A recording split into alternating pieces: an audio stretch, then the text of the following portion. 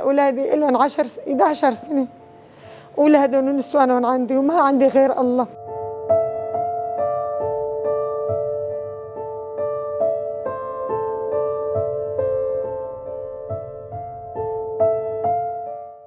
واحد استشهد، واحد مصاب يوم 11 كمان، وما ضل عندي غير رحمة الله يا ابني.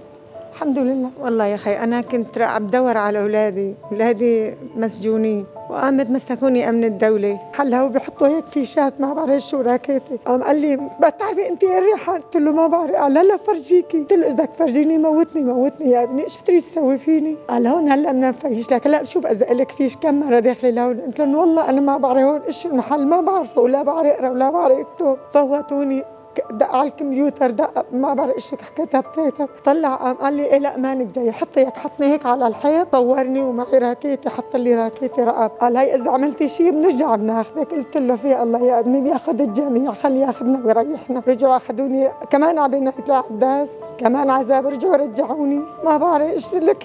الله يا ربي دخيلك، الله لا يفوت لعدو لازدين. ما بقى لي قلب، ما بقى اريد اتذكر. قلت له يحكي معي المحقق، يحكي قل له والله يا ابني انا ما عملت شيء. قالوا لي شلون انت ما عم بتصوري وبتاخذي لاهاليتك الصور؟ ما عم تعملي هيك؟ ما انت عندك كتيبه؟ ما انت عم بتطعمي بالفوج؟ بعده الله فرج، حطوا لي محامي وطالعوني. الله ينتقم منهم، الله ينتقم منهم وبس. والله يصبر كل معتقله، والله يعينا. تعذبوا كثير ونهانوا كثير يا ابني، وظلموا واغتصبوا. ايش بدي اقول لك حكي لك وحش والله بيخجل الواحد يحكي يا ابني.